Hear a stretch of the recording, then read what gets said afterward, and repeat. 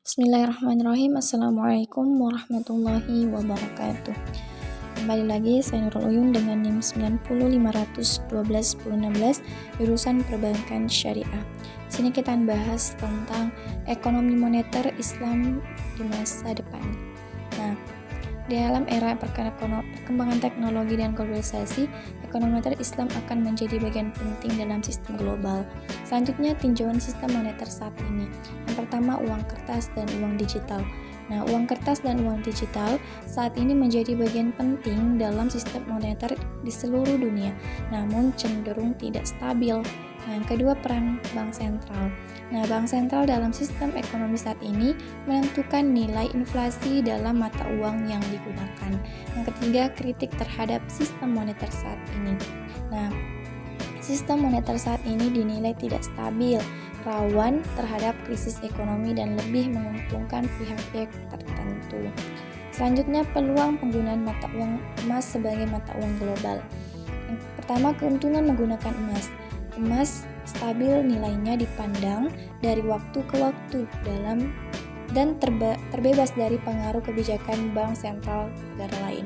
Yang kedua, potensi emas sebagai mata uang global, yaitu penggunaan emas sebagai mata uang global memberikan stabilitas dan keamanan dalam sistem moneter global. Yang ketiga, dampak ekonomi dan sosial. Nah, dengan mengandalkan emas akan mengurangi pengaruh negara lain terhadap kebijakan moneter dalam suatu negara serta memberikan dampak besar terhadap ekonomi. Selanjutnya, ekonomi moneter Islam dalam mendorong pertumbuhan ekonomi baru. Yang pertama, promosi pertanian dan perdagangan ekspor. Karena ekonomi moneter Islam mendorong pertumbuhan ekonomi pertanian dan perdagangan ekspor untuk meningkatkan pendapatan negara.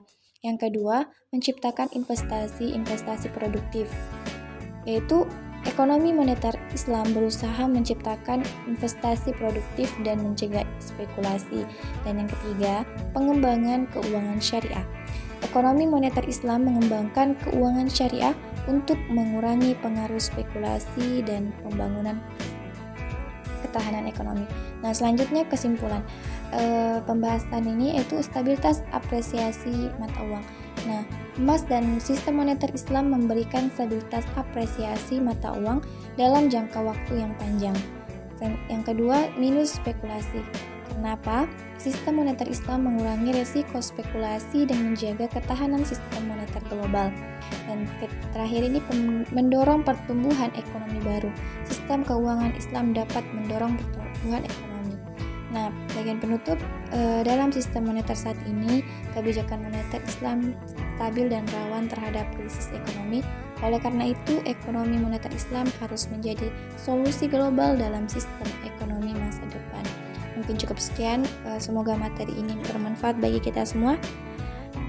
Wassalamualaikum warahmatullahi wabarakatuh.